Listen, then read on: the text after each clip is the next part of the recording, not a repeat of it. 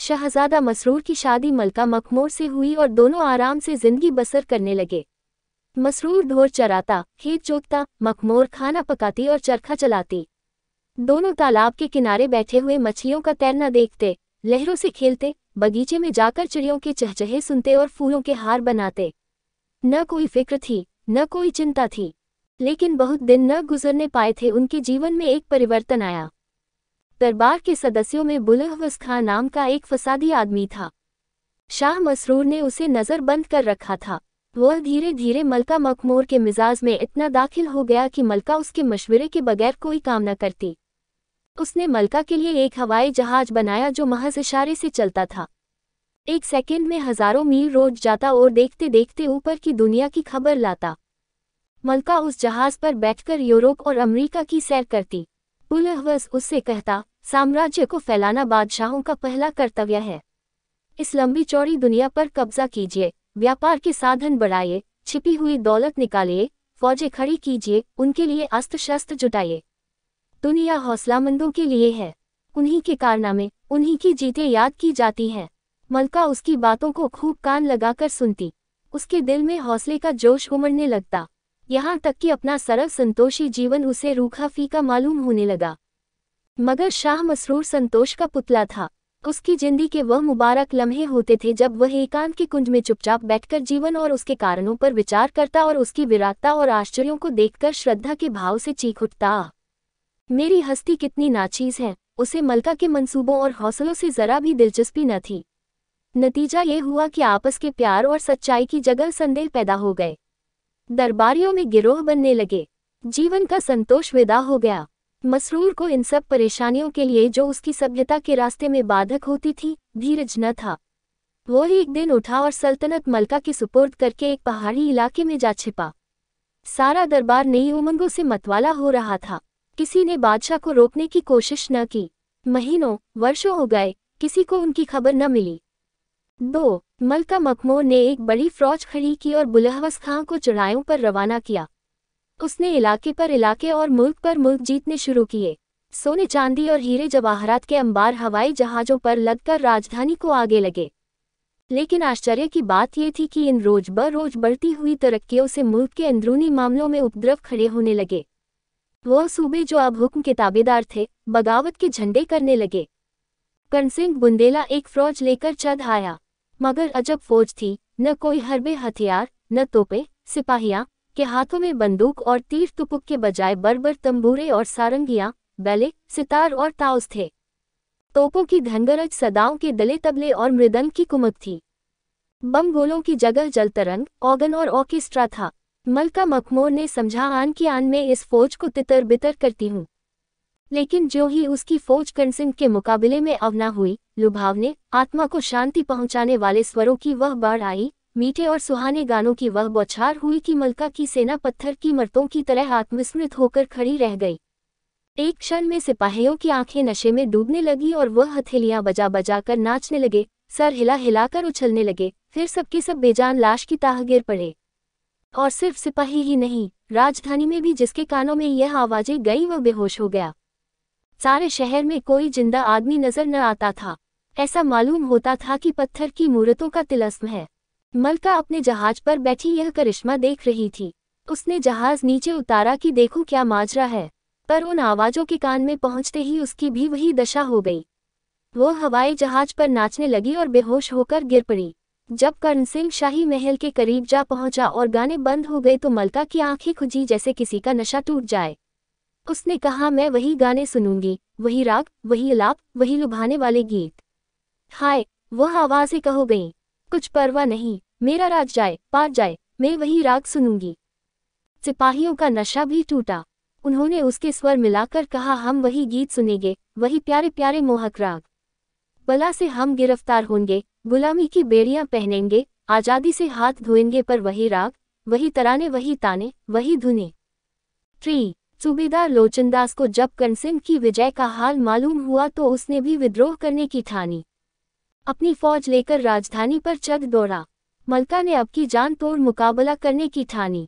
सिपाहियों को खूब ललकारा और उन्हें लोचनदास के मुकाबले में खड़ा किया, मगर वाह री हमलावन फौज। न कहीं सवार, न कहीं प्यादे, न तोप, न बंदूक, न हरबे, न हथियार। सिपाहियों की जगह सुंदर नर्तकियों के गोल थे और थिएटर के एक्टर। सवारों की जगह भांडों और बहुरूपियों के गोल। मोर्चों की जगह तीतर और बटेरों के जोड़ छूटे हुए थे तो बंदूक की जगह सकस और बाइस्कोप के खेमे पड़े थे। कहीं हीरे जवाहरात अपनी आफताब दिखा रहे थे, कहीं तरह तरह के चरिंदों परिंदों की नुमाइश खुली हुई थी। मैदान के एक हिस्से में धरती की अजीब अजीब चीजें, झने और बर्फिस्तानी चोटियां और बर्फ के पहाड़, पेरिस का बाजार, लंदन का एक्सचेंज या स्टन की मंडियां, अफ्रीका के जंगल, सहारा के रेगिस्तान, जापान की गुलकारियां, चीन के दरियाई शहर, दक्षिण अमेरिका के आदमखोर, काफ की परियां, लेपलैंड के सुमूरपोश इंसान और ऐसे सैकड़ों विचित्र आकर्षक दृश्य चलते फिरते दिखाई पड़ते थे। मलका की फौज ये नज़ारा देखते ही बेसुध होकर उसकी तरफ दौड़ी। किसी को सर पैर का ख्याल न रहा। लोगों ने बंदूकें फेंक दी, तलवारें और किरचे उतार फेंकी और बेतहाशा इन दृश्यों के चारों तरफ जमा हो गए। कोई नाचने वालियों की मीठी अदाओं और नाजुक चलन पर दिल दे बैठा, कोई थिएटर के तमाशों पर रीझा। कुछ लोग तीतरों और बटेरों के जोड़ देखने लगे और सबके सब चित्र लिखित से मंत्रमुग्ध खड़े रह गए। मलका अपने हवाई जहाज पर बैठी कभी थिएटर की तरफ जाती, कभी सर्कस की तरफ दौड़ती, यहाँ तक कि वह भी बेहोश हो गई। लोचनदास जब विजय करता हुआ शाही महल में दाखिल हो गया तो मलका की आंखें खुली। उसने कहा, हाय, वह तमाशे कहाँ गए, वो सुंदर सुंदर दृश्य, वो लुभावने दृश्य कहाँ गायब हो गए। मेरा राज जाए पार जाए, लेकिन मैं ये सैर जरूर देखूंगी। मुझे आज मालूम हुआ कि जिंदगी में क्या क्या मजे हैं। सिपाही भी जागे। उन्होंने एक स्वर से कहा, हम वही सैर और तमाशे देखेंगे। हमें लड़ाई भिड़ाई से कुछ मतलब नहीं, हमको आज़ादी की परवाह नहीं। हम गुलाम होकर रहेंगे, पैरों में बेड़ियां पहनेंगे, पर इन दिलफरेबियों के बगैर नहीं रह सकेंगे। 4. मलका मखमूर को अपनी सल्तनत का ये हाल देखकर बहुत दुख होता। वो सोचती, क्या इसी तरह सारा देश मेरे हाथ से निकल जाएगा। अगर शाह मसरूर ने यूं किनारा न कर लिया होता तो सल्तनत की यह हालत कभी न होती। क्या उन्हें ये कैफियतें मालूम न होंगी। यहाँ से दम दम की खबरें उनके पास आ जाती हैं मगर जरा भी जुम्बिश नहीं करते। कितने बेरहम हैं। खैर, जो कुछ सर पर आएगी सह लूंगी, पर उनकी मिन्नत न करूंगी। लेकिन जब वह उन आकर्षक गानों को सुनती और दोषियों को देखती तो ये दुखदाई विचार भूल जाते। उसे अपनी जिंदगी बहुत आनंद की मालूम होती। बुलहवस खां ने लिखा, मैं दुश्मनों से घिर गया हूँ। नफरत अली और कीन खां और ज्वाला सिंह ने चारों तरफ से हमला शुरू कर दिया है। तब तक और कुमक न आए, मैं मजबूर हूँ। पर मलका की फौज ये सैर और गाने छोड़कर जाने पर राजी न होती थी। इतने में 2 सूबेदारों ने फिर बगावत की। मिर्जा शमीम और रसराज सिंह दोनों एक होकर राजधानी पर चढ़े। मलका की फौज में अब न लज्जा थी न वीरता। गाने बजाने और सैर तमाशे ने उन्हें आरा मतलब बना दिया था। बड़ी बड़ी मुश्किलों से सज सजा कर मैदान में निकले। दुश्मन की फौज इंतजार करती खड़ी थी, लेकिन न किसी के पास तलवार थी न बंदूक। सिपाहियों के हाथों में फूलों के गुलदस्ते थे, किसी के हाथ में इत्र की शीशियां, किसी के हाथ में गुलाब के फव्वार, कहीं लवेंडर की बोतलें, कहीं मुश्क वगैरह की बहार। सारा मैदान अता की दुकान बना हुआ था। दूसरी तरफ रसराज की सेना थी। उन सिपाहियों के हाथों में सोने के तश्त थे, जरबफ्त के खनपेशों से ढके हुए। किसी में बर्फी और मलाई थी, किसी में कोरमे और कबाब, किसी में खुबानी और अंगूर। कहीं कश्मीर की नेमतें सजी हुई थी, कहीं इटली की चटनियों की बहार थी और कहीं पुर्तगाल और फ्रांस की शराबें शीशियों में महक रही थीं। मलका की फौज यह संजीवनी सुगंध सूंघते ही मतवाली हो गई। लोगों ने हथियार फेंक दिए और इन स्वादिष्ट पदार्थों की ओर दौड़े। कोई हलवे पर गिरा और कोई मलाई पर टूटा, किसी ने कोरमे और कबाब पर हाथ बढ़ाए, कोई खुबानी और अंगूर चखने लगा, कोई कश्मीरी मुरब्बों पर लपका। सारी फौज भिखमंगों की तरह हाथ फैलाए यह नेमतें मांगती थी और बेहद चाव से खाती थी। एक एक कौर के लिए, एक चमचा फिरनी के लिए, शराब के एक प्याले के लिए खुशामदे करते थे, नाके रगड़ते थे, सिग्दे करते थे।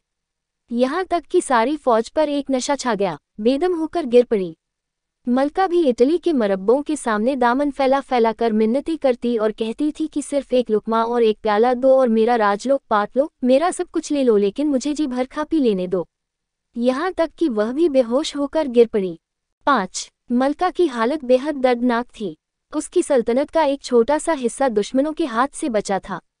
उसे एक दम के लिए भी इस गुलामी से नजात न मिलती कि कर्ण सिंह के दरबार में हाजिर होती, कभी मिर्जा शमीम की खुशामद करती, इसके बगैर उसे चैन न आता। हाँ, जब कभी इस मुसाहिबी और जिल्लत से उसकी तबीयत थक जाती तो वह अकेले बैठकर घंटों रोती और चाहती कि जाकर शाह मसरूर को मना लाऊं। उसे यकीन था कि उनके आते ही बागी काफूर हो जाएंगे, पर एक ही क्षण में उसकी तबीयत बदल जाती। उसे अब किसी हालत पर चैन आता था। अभी तक बुलहवस खां स्वामी भक्ति में फर्क न आया था, लेकिन जब उसने सल्तनत की ये कमजोरी देखी तो वह भी बगावत कर बैठा। उसकी आजमाई हुई फौज के मुकाबले में मलका की फौज क्या ठहरती, पहले ही हमले में कदम उखड़ गए। मलका खुद गिरफ्तार हो गई। बुलहवस खां ने उसे एक तिलिस्माती कैदखाने में बंद कर दिया। सेवक वे स्वामी बंद बैठा। ये कैदखाना इतना लंबा चौड़ा था कि कैदी कितना ही भागने की कोशिश करे, उसकी चहारदीवारी से बाहर नहीं निकल सकता था। वहां संतरी और पहरेदार न थे, लेकिन वहां की हवा में एक खिंचाव था। मलका के पैरों में न बेड़ियां थी न हाथों में हथकड़ियां, लेकिन शरीर का अंग प्रत्यंग तारों से बंधा हुआ था। वह अपनी इच्छा से हिल भी न सकती थी। वह अब दिन के दिन बैठी हुई जमीन पर मिट्टी के घरौंदे बनाया करती और समझती यह महल है। तरह तरह के स्वांग भरती और समझती दुनिया मुझे देखकर लट्टू हो जाती है। पत्थर टुकड़ों से अपना शरीर गूंद लेती और समझती कि अब हूरे भी मेरे सामने मात हैं। वह दरख्तों से पूछती, मैं कितनी खूबसूरत हूँ। शाखों पर बैठी चिड़ियों से पूछती, हीरे जवाहरात का ऐसा गुलबंद तुमने देखा है। मिट्टी की ठीकरों का अंबार लगाती और आसमान से पूछती, इतनी दौलत तुमने देखी है। मालूम नहीं इस हालत में कितने दिन गुजर गए। मिर्जा शमीम, लाचनदास वगैरह हरदम उसे घेरे रहते थे। शायद वह उससे डरते थे, ऐसा न हो ये शाह मासरोर को कोई संदेशा भेज दे। कैद में भी उस पर भरोसा न था। यहाँ तक कि मलका की तबीयत इस कैद से बेजार हो गई। वह निकल भागने की तदबीरें सोचने लगी।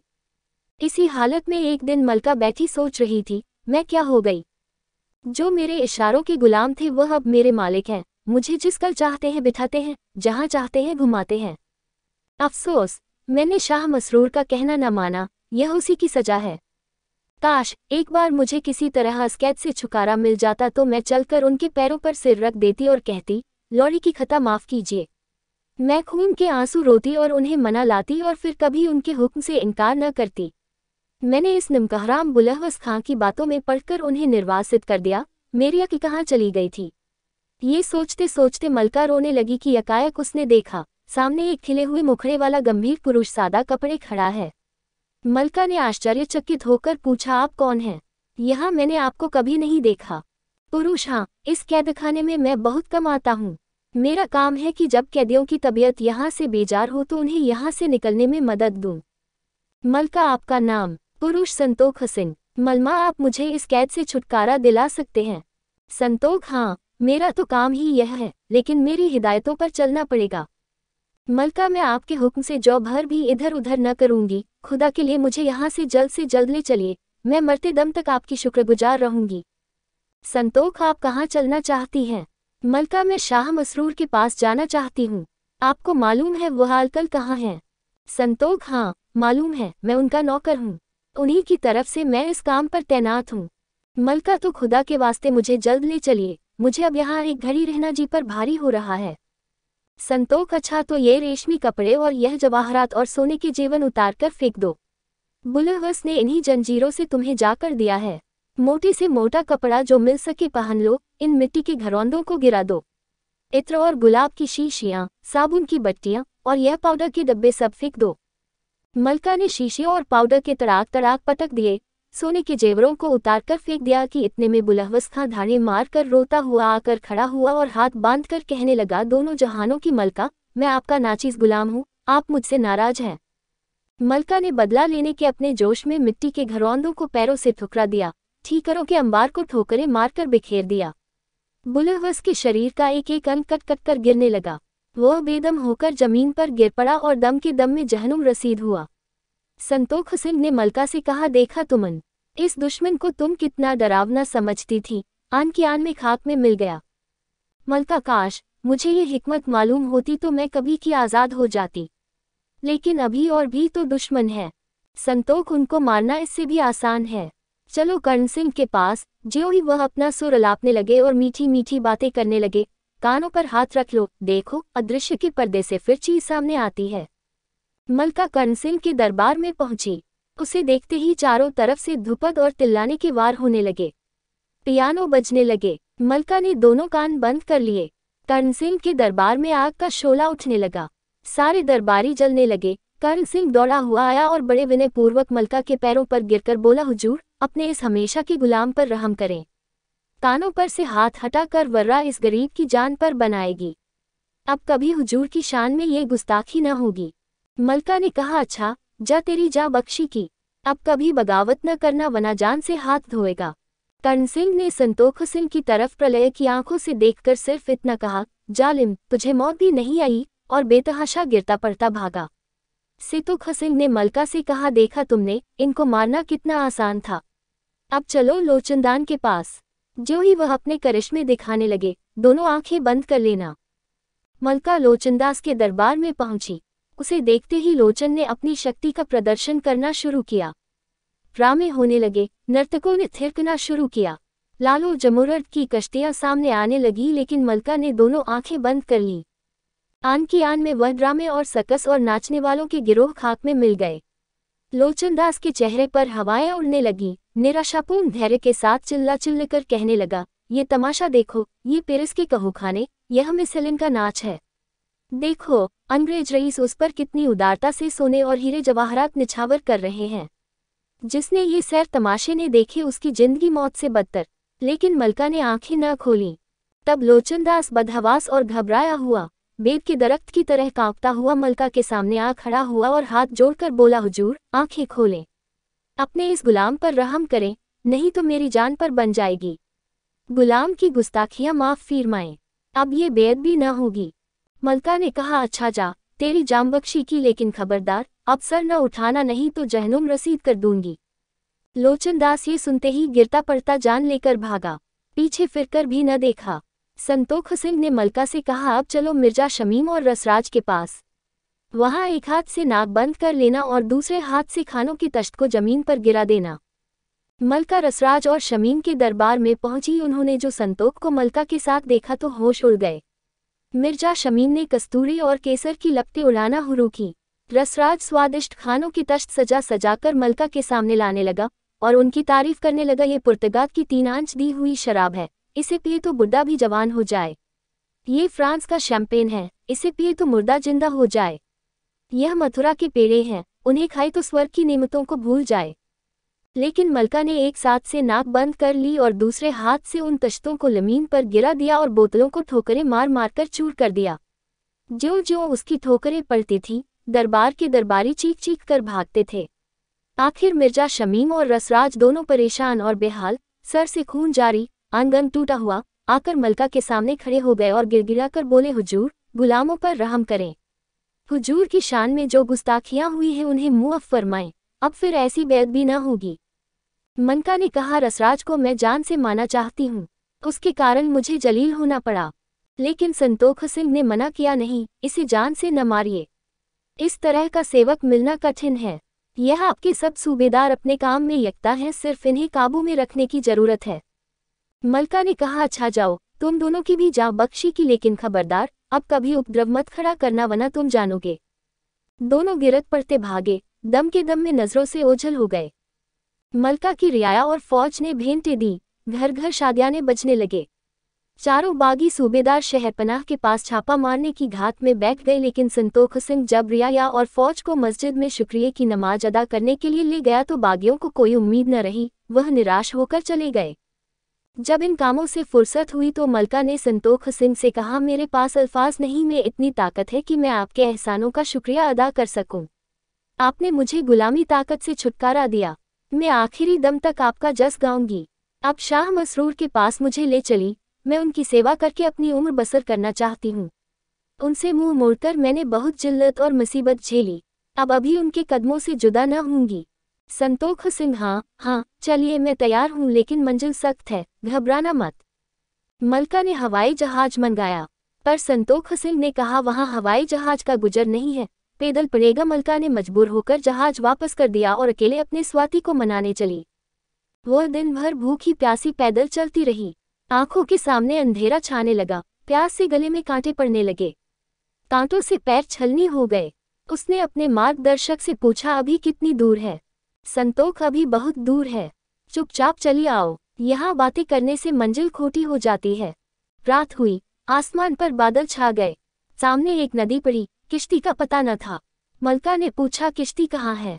संतोष ने कहा, नदी में चलना पड़ेगा, यहाँ किश्ती कहाँ है? मलका को डर मालूम हुआ, लेकिन वह जान पर खेलकर दरिया में चल पड़ी। मालूम हुआ कि सिर्फ आंख का धोखा था, वह रेतीली जमीन थी। सारी रात संतोख सिंह ने एक क्षण के लिए भी दम न लिया। जब भोर का तारा निकल आया तो मलका ने रोकर कहा, अभी कितनी दूर है, मैं तो मरी जाती हूँ। संतोख सिंह ने जवाब दिया, चूप चांद चली आओ। मलका ने हिम्मत करके फिर कदम बढ़ाए। उसने पक्का इरादा कर लिया था कि रास्ते में मर ही क्यों न जाऊं, पर नाकाम न लौटूंगी।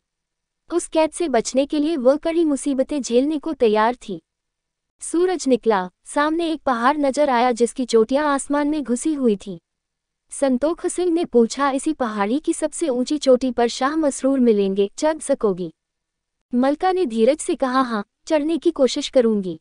बादशाह से भेंट होने की उम्मीद ने उसके बेजान पैरों में पर लगा दिए। वह तेजी से कदम उठाकर पहाड़ों पर चढ़ने लगी। पहाड़ के बीचों बीच आते वह थककर बैठ गई। उसे गशा गया। मालूम हुआ कि दम निकल रहा है। उसने निराश आंखों से अपने मित्र को देखा। संतोख सिंह ने कहा, एक दफा और हिम्मत करो, दिल में खुदा की याद करो। मलका ने खुदा की याद की। उसकी आंखें खुल गईं। वह फुर्ती से उठी और एक ही हल्ले में चोटी पर जा पहुंची। उसने एक ठंडी सांस ली। वहां शुद्ध हवा में सांस लेते ही मलका के शरीर में एक नई जिंदगी का अनुभव हुआ।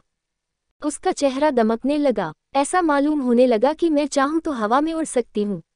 उसने खुश होकर संतोख सिंह तरफ देखा और आश्चर्य के सागर में डूब गई। शरीर वही था, पर चेहरा शाह मसरूर का था। मलका ने फिर उसकी तरफ अचरज की आंखों से देखा। संतोख सिंह के शरीर पर से एक बादल का पर्दा हट गया और मलका को वहां शाह मसरूर बड़े नजर आए। वही हल्का नीला कुर्ता, वही गेरुए रंग की तरह। उनके मुखमंडल से तेज की कांति बरस रही थी। माथा तारों की तरह चमक रहा था। मलका उनके पैरों पर गिर पड़ी। शाह मसरूर ने उसे सीने से लगा लिया।